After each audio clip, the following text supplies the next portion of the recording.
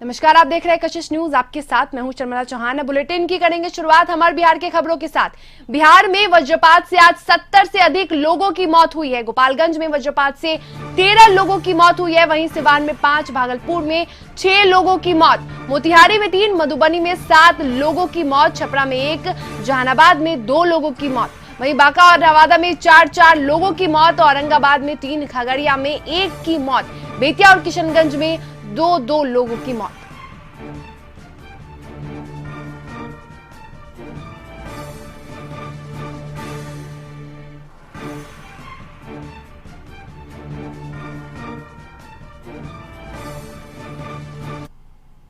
बिहार के लिए मौसम विभाग का अलर्ट जारी। पूर्वोत्तर के जिलों में भारी बारिश का अनुमान। सीमांचल और सहरसा जोन में होगी भारी बारिश। 24 से 72 घंटे के दौरान भारी बारिश का अलर्ट।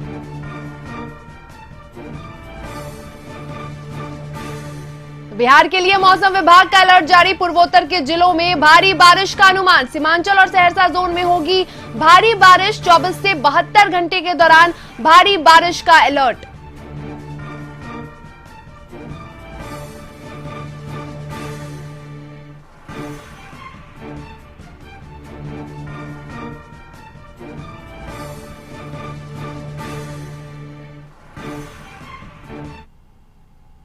बिहार में हो रही बारिश के बीच कई जिलों में वज्रपात से मौत के बाद हाहाकार मच गया। अब तक राज्य के कई जिलों से करीब 70 लोगों की मौत की सूचना आ चुकी है। 2 जिलों की तस्वीरें आपके सामने हैं, जहां के सदर अस्पतालों में शवों को लाया गया है। जिला प्रशासन की तरफ से मृतकों के परिजनों को 4-4 लाख रुपए मुआवजे की घोषणा की गई है। अकेले गोपालगंज में 13 लोगों की जान गई है। वहीं सिवान में भी 5 लोगों की मौत हुई है। इन सबके बीच मधुबनी में पति पत्नी समेत 7 की वज्रपात से मौत हुई।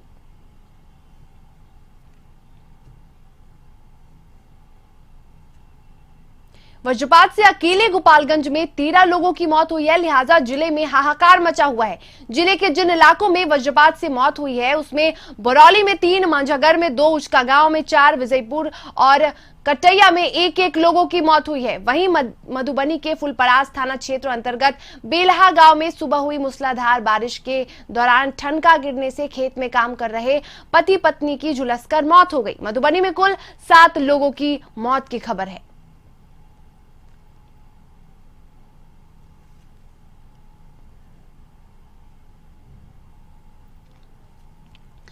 खबर गोपालगंज से, जहां वज्रपात से मौत पर मुआवजे का ऐलान। मृतकों के आश्रितों को मिलेगा 4-4 लाख का मुआवजा। डीएम अरशद अजीज ने दी जानकारी। जिले में अब तक 13 लोगों की वज्रपात से हुई है मौत।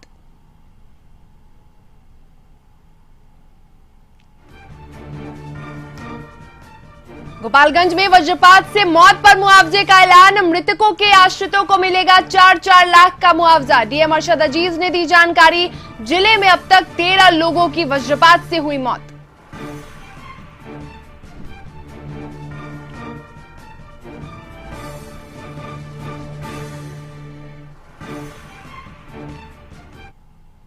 खगड़िया में भी वज्रपात ने कहर ढाया है, जहां चौथम थाना इलाके में अलग अलग जगह वज्रपात की चपेट में आने से एक महिला की मौत हुई, जबकि 5 बच्चे झुलस गए। जख्मी बच्चों को इलाज के लिए चौथम पीएचसी भेजा गया, जिसमें एक बच्चे की हालत नाजुक है, जिसे बेहतर इलाज के लिए पटना रेफर किया गया है। वहीं वज्रपात से 1 दर्जन से अधिक बकरी की भी मौत हो गई है। वहीं डीएम आलोक रंजन ने मृतक के परिजन को 4 लाख की सहायता राशि दिए जाने का ऐलान किया है। छपरा में भी वज्रपात की चपेट में आने से 12 वर्षीय लड़की की मौत हो गई है।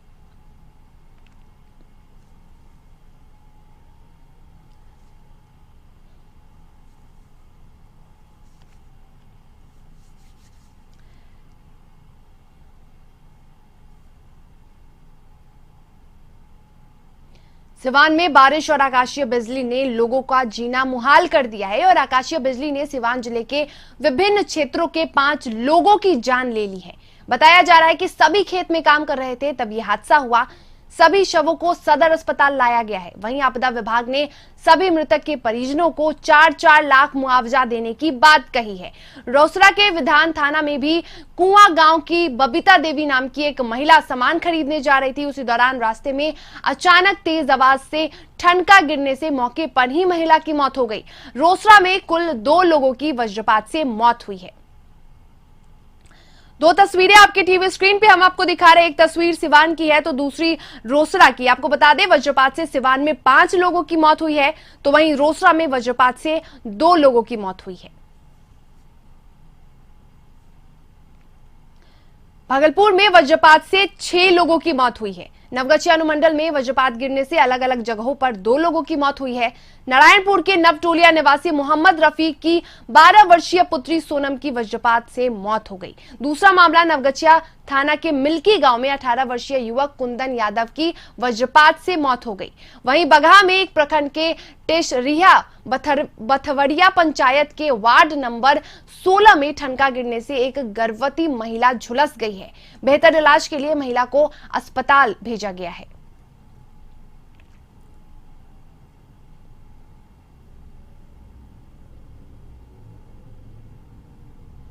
पूर्णिया में 29 जून तक भारी बारिश की संभावना को लेकर हाई अलर्ट जारी किया गया है। पूर्णिया के डीएम ने कहा कि भारतीय मौसम विभाग द्वारा जानकारी दी गई है कि 24 जून से 29 जून तक पूर्णिया और आसपास के इलाके में भारी बारिश हो सकती है। इसको लेकर हाई अलर्ट घोषित किया गया है। कल पदाधिकारियों के साथ आवश्यक बैठक भी की गई थी जिसमें सभी संभावित प्रभावित इलाकों में चौकीदार, होमगार्ड और मजिस्ट्रेट की नियुक्ति की गई है। साथ ही पदाधिकारी और पुलिस अधिकारियों को भी विशेष सतर्कता बरतने को कहा गया है और लोगों को नदी किनारे जाने से मना किया गया है।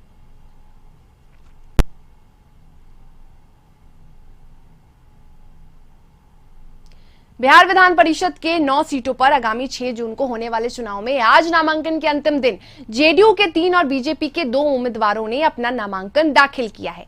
इस अवसर पर एनडीए के दोनों बड़े नेता मुख्यमंत्री नीतीश कुमार और उप मुख्यमंत्री सुशील कुमार मोदी के अलावे सांसद ललन सिंह, स्वास्थ्य मंत्री मंगल पांडे समेत अनेक नेता मौजूद रहे। इस दौरान चुनाव में जेडीयू ने जहां गुलाम गौस भीष्म सैनी और कुमुद वर्मा को उम्मीदवार बनाया है, वहीं बीजेपी ने पार्टी के दिल्ली मीडिया प्रभारी संजय मयूख और पूर्व मंत्री सम्राट चौधरी को उम्मीदवार बनाया है। इस अवसर पर जहां नीतीश और सुशील मोदी ने एकजुटता दिखाने की कोशिश की है, वहीं बुधवार को आरजेडी के उम्मीदवारों के नामांकन में महागठबंधन के नेता नदारद दिखे थे।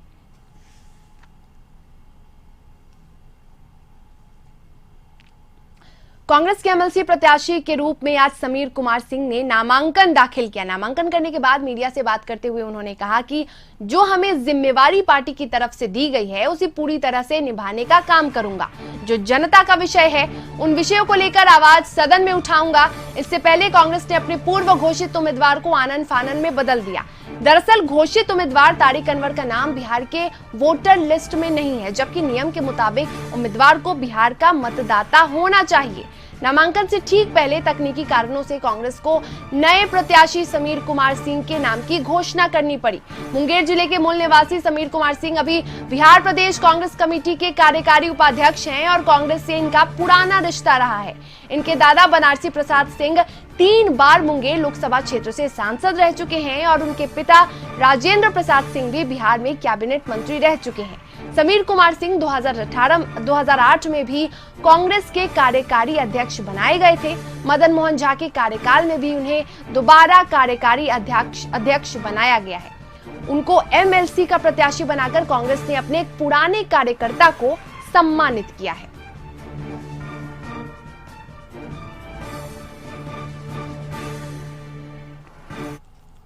सोनिया जी ने, राहुल जी ने हमारे जैसे कार्यकर्ताओं पर भरोसा करके जिम्मेदारी दी है। हम समझते हैं कि उनके अपेक्षा के अनुरूप खड़े उतरे। अभी तो फिलहाल हमारे पास यही शब्द हैं आप लोगों को करने के लिए। बिहार विधान परिषद चुनाव प्रत्याशी के नाम को लेकर कांग्रेस में असंतोष देखने को मिला। पूर्व महिला प्रदेश सचिव अनोखा सिंह ने नेताओं को रो रो कर आपबीती सुनाई। उन्होंने कहा कि मैंने नामांकन की सारी प्रक्रिया पूरी कर ली थी, लेकिन मेरा नाम नहीं चुना जाना बहुत दुखद है। एक महिला को टिकट नहीं दिया जाना काफी दुखद है। वहीं नाराज कांग्रेस नेता को मनाने में वरीय नेता जुटे हैं। कांग्रेस के नए एमएलसी उम्मीदवार समीर सिंह को बनाए जाने पर पूर्व महिला सचिव अनोखा सिंह के विरोध के बाद कांग्रेस प्रदेश अध्यक्ष ने सफाई देते हुए कहा कि राजनीति में सभी को संतुष्ट कर पाना संभव नहीं है, मगर जो एमएलसी के उम्मीदवार बनाए गए हैं वो कांग्रेस के काफी पुराने और सच्चे कार्यकर्ता और नेता के रूप में काम करने का इतिहास रहा है। इसलिए कांग्रेस में इसको लेकर कोई विरोध नहीं होगा।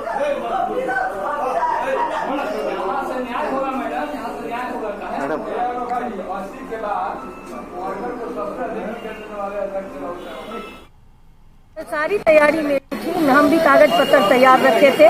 समीर बाबू भी राजपूत जात चाहते हैं, हम भी राजपूत जात चाहते हैं। महिलाओं को तो हक मिलना ही चाहिए था। एक भी बहुत दुख हुआ है हमको, इसलिए जो राजपूत महिला एक भी नहीं है। आगे क्या स्टैंड होगा? स्टैंड यही होगा जो हम आला कमान का जो हुआ वो आदेश का पालन किए हैं और आला कमान जो कहेंगे वो करने के लिए हम लोग तैयार हैं। ना लोग कहते हैं ये गलत उम्मीदवार हो गया, ये पार्टी का नहीं है, ये पार्टी में नया आया है। मैं समझता हूँ कि ऐसा कोई बात नहीं होगा जो उनके बारे में कोई कहेगा या उनकी पृष्ठभूमि क्या है या इनका चरित्र पार्टी के प्रति कैसा है, इस पर कहीं भी दाग लगने की गुंजाइश नहीं। बिहार चुनाव आयोग ने बिहार विधान परिषद चुनाव को लेकर 9 नामांकन होने की पुष्टि की है।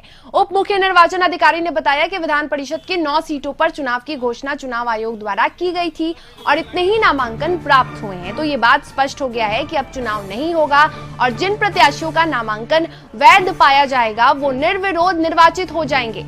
वहीं बिहार विधानसभा चुनाव को देखते हुए चुनाव आयोग ने अधिकारियों के प्रशिक्षण कार्यक्रम की घोषणा कर दी है। राज्य स्तरीय प्रशिक्षण 29 जून से 8 जुलाई तक वीडियो कॉन्फ्रेंसिंग के माध्यम से दिया जाएगा। इस प्रशिक्षण में चुनाव से जुड़े 25 बड़े अधिकारी शामिल होंगे। इस प्रशिक्षण के बाद जिला स्तर पर प्रशिक्षण का आयोजन किया जाएगा।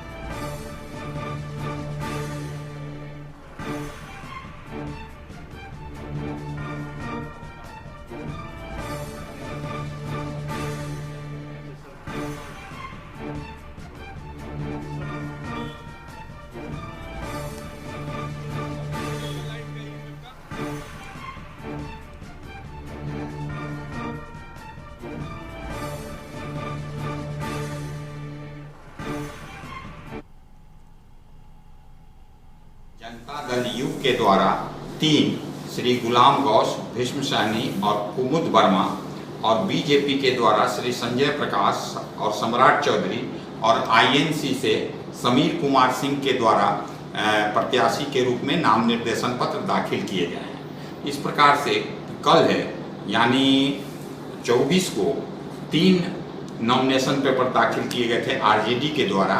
तो कुल 9 सीटों के लिए नामांकन 9 सीटों के लिए चुनाव होना था और 9 ही नाम निर्देशन पत्र निर्वाचन आयोग के द्वारा क्या ये राज्य स्तरीय प्रशिक्षकों की ट्रेनिंग VC के माध्यम से आयोजित करने का कार्यक्रम प्राप्त हुआ है, जो 29/6/2020 से 8 जुलाई 2020 तक चलेगा। ये विभिन्न सब्जेक्टों पर, इलेक्शन के विभिन्न सब्जेक्टों पर, नॉमिनेशन, स्क्रूटनी इत्यादि सभी सब्जेक्टों पर अलग अलग विस्तृत ढंग से राज्य स्तरीय प्रशिक्षकों को प्रशिक्षित किया जाएगा। देश के इतिहास में पहली बार डीजल की कीमतों ने पेट्रोल की कीमतों को पीछे छोड़ दिया है। देश में लगातार 18वें दिन तेल की कीमतों में बढ़ोतरी हुई है। दिल्ली में पेट्रोल की कीमत 79.76 रुपए और डीजल की कीमत 79.88 रुपए प्रति लीटर हो गई है। पेट्रोल और डीजल की कीमतों में बढ़ोतरी को लेकर पटना में नेता प्रतिपक्ष तेजस्वी यादव के नेतृत्व में विरोध प्रदर्शन हुआ। आरजेडी के सैकड़ों कार्यकर्ता साइकिल जुलूस निकालकर विरोध जताया।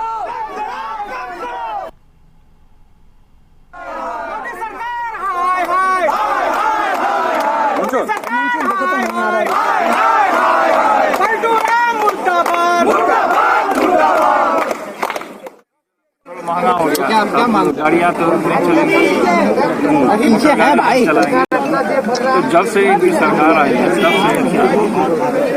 हर एक चीज महंगा, हर एक चीज जनता को खेलने का काम। खासतौर पे बेरोजगारी दर 44.46 पॉइंट पहुंच गया है। तो आप समझ सकते हैं कि जो देश का जो बेरोजगारी दर है लगभग 23%, उससे दुगुना जो है बेरोजगारी दर बिहार में है। और यहाँ के लोग अगर महंगा होगा सारी चीजें, पेट्रोल डीजल महंगा होगा तो ऑटोमेटिकली सारी चीजें महंगी होंगी। इससे किसान भी तबाह होगा, व्यापारी भी तबाह होगा, आम नागरिक भी तबाह होगा। आरजेडी के विरोध प्रदर्शन पर बिहार सरकार के मंत्री नीरज कुमार ने पलटवार किया है। क्या कहा उन्होंने, आइए सुनते हैं।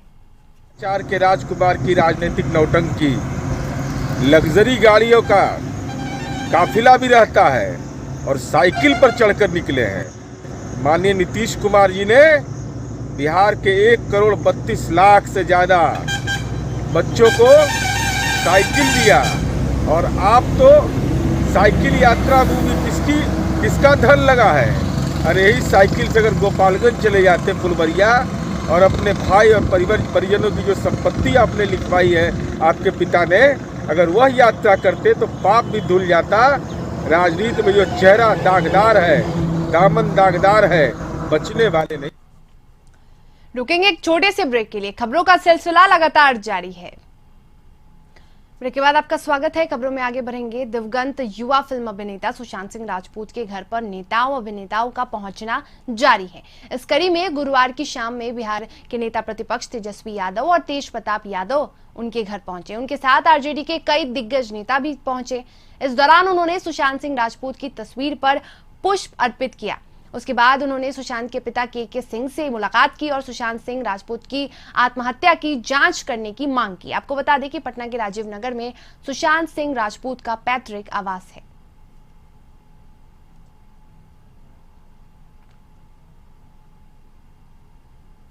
आज पटना में भाकपा माले के राज्य स्थायी समिति की बैठक का आयोजन किया गया। बैठक में राज्य कार्यकारिणी के तमाम सदस्य मौजूद थे। बैठक पर भाकपा माले नेता धीरेन्द्र झा ने यह बताया कि राज्य में जेडीयू भाजपा की दमनकारी शासन को अंत करने और इसके लिए अन्य दलों से समझौता करने की दिशा में प्रयास किया जा रहा है।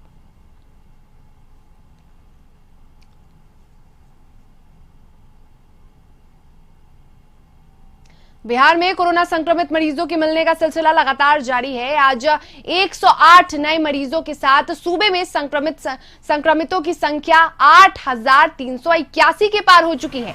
बता दें कि नालंदा में कोरोना से एक और मरीज की मौत हुई। आइसोलेशन वार्ड में भर्ती मरीज की कोरोना से मौत हुई। जिले में कोरोना से अब तक 4 लोगों की मौत हो चुकी है।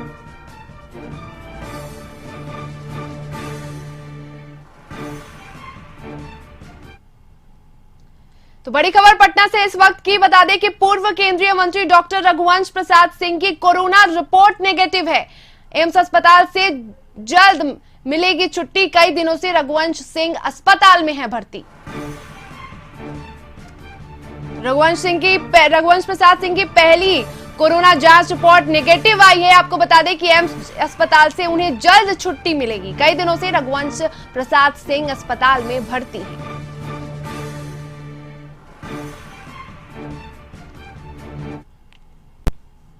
स्वास्थ्य मंत्री मंगल पांडे से विभिन्न मेडिकल कॉलेज के छात्रों ने मुलाकात की। छात्रों ने स्वास्थ्य मंत्री से 28 मई से शुरू हो रहे सेकेंड ईयर के एमबीबीएस के परीक्षा को कोरोना संक्रमण को देखते हुए टालने की मांग की। उन्होंने स्वास्थ्य मंत्री से कहा कि लगातार ये काम कर रहे हैं। इसके बाद 28 जुलाई से परीक्षा देना खतरे से खाली नहीं है। कोरोना संक्रमण को देखते हुए परीक्षा ना लिया जाए। उनका यह भी कहना है कि डॉक्टरों में भी लगातार कोरोना का संक्रमण बढ़ रहा है।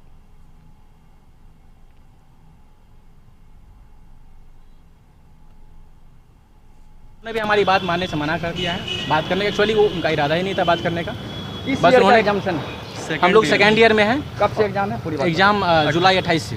28 आप लोग क्या चाहते हैं? बस हम लोग ये चाह रहे हैं कि जिस तरह से ये हमारा मैटर नहीं, ये पब्लिक जानती है कि कोरोना का क्या चल रहा है पूरे वर्ल्ड वाइड में। हमारा एक्चुअली हमारा मैटर नहीं, हमारा एग्जाम आ रहा है, इसलिए हम ज़्यादा एक्टिव हैं कि इस काल में अगर एग्जाम लिया जाता है तो क्या हमारे हेल्थ का कोई इंश्योरेंस है? अगर चाह रहे हैं कि एग्जामिनेशन ना हो, हमारा एग्जाम देने का ऑलरेडी ऐसा नहीं है कि हम एग्जामिनेशन हम अपने डेलिबरेटली हम कह रहे हैं कि एग्जामिनेशन ना लो, हम एग्जाम नहीं देना चाहते हैं, ऐसा नहीं है। हमारे एमबीबीएस लाइफ में कई एग्जाम होते हैं और हमें एग्जाम से डर नहीं लगता है। बट सिचुएशन जो है उसके अनुसार से हम तो नहीं कर सकते ना। स्वास्थ्य मंत्री ने क्या कहा? स्वास्थ्य मंत्री ने कहा कि हमारे अंडर नहीं आता। उन्होंने पहले ही कहा दिया था कि जो हमारे अंडर में आता है तो स्वास्थ्य रिलेटेड बताओ। किशनगंज में लगातार मूसलाधार बारिश होने से नदियां उफान पर हैं। नदियों का जलस्तर बढ़ने से नदी किनारे रहने वाले लोगों के घरों में पानी घुसने लगा है। शहर के बीचों बीच बहने वाली रमजान नदी में आए उफान के कारण नदी किनारे बसे लोग अपने घरों को छोड़ सुरक्षित स्थानों पर जाने को मजबूर हो गए हैं। लोगों का कहना है कि पहले तो लॉकडाउन ने उन्हें खाने पीने की किल्लत थी और अब बाढ़ के पानी और आसमानी बारिश ने उनका जीना मुहाल कर दिया है।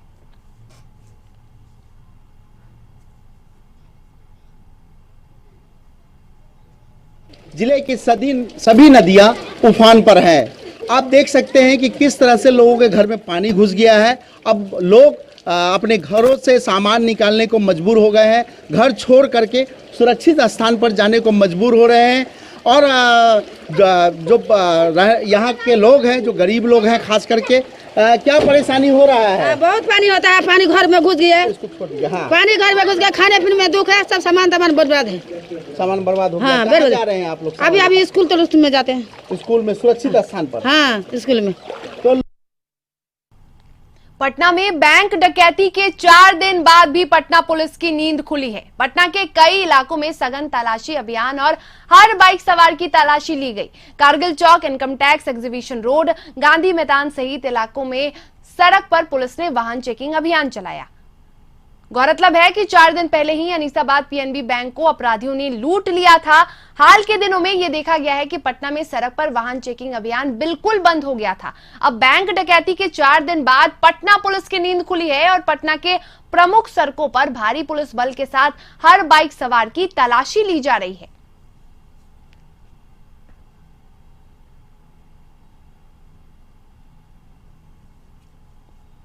पटना पुलिस की एक तस्वीर हम आपको दिखाते हैं। जरा आप पटना का गांधी मैदान इलाके की सड़क की इस तस्वीर को देखिए। एक पटना पुलिस का जवान सड़क पर बड़ी तेजी से भाग रहा है। आखिर क्यों ये जवान दौड़ रहा है, इसलिए हम आपको ये पूरी कहानी सुनाते हैं। दरअसल पटना में वाहन चेकिंग के दौरान एक युवक पुलिस को देखकर भाग खड़ा हुआ। उसके बाद पुलिस भी पीछे पीछे भागी। इसके बाद पुलिस के जवान ने उस युवक को पकड़ लिया। दरअसल पुलिस सख्ते में आ गई कि अचानक पुलिस को देखकर ये युवक भागने क्यों लगा। अब पुलिस युवक से पूछताछ कर रही है।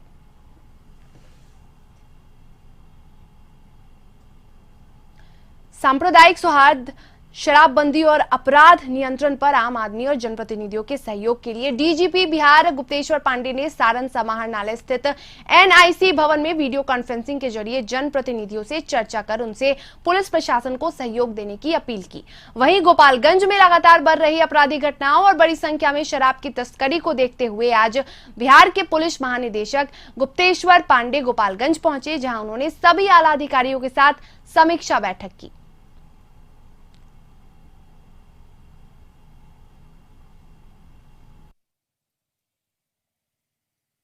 कानून को सख्ती से लागू कराने के लिए विधि व्यवस्था संधारण, अपराध नियंत्रण में जनता का सहयोग प्राप्त करने के लिए बैठक की, जिसमें सारे मुख्यालयों को, सारे थाना प्रभारी को, सारे इंस्पेक्टर, सारे डीएसपी को, सारे पुलिस पदाधिकारियों को संबोधित किया गया। इसमें जनप्रतिनिधियों से भी सहयोग मांगा गया है कि शराबबंदी का कानून जमीन पर स्वीकारने में हमारा सहयोग करें, जिले में सांप्रदायिक सद्भाव बनाए रखने में हमारा सहयोग करें, अपराध और अपराध की संस्कृति को समूल उखाड़ करके फेंकना है, गोपालगंज जिले को एक क्लीन डिस्ट्रिक्ट करना है।